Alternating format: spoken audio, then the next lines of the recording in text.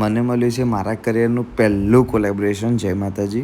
અમારા તબેલામાં અપાએ નવી ફુવારા સિસ્ટમ નંખાઈ છે. ગરમી બહુ પડે છે એટલે ભેંસોને ઉપરથી પાણી પડતું રહે ને તો એટલી ગરમી ના લાગે. જો એ શાંતિ રાખ. આજે ફુવારા સિસ્ટમ કરાવે બધી ભેંસો.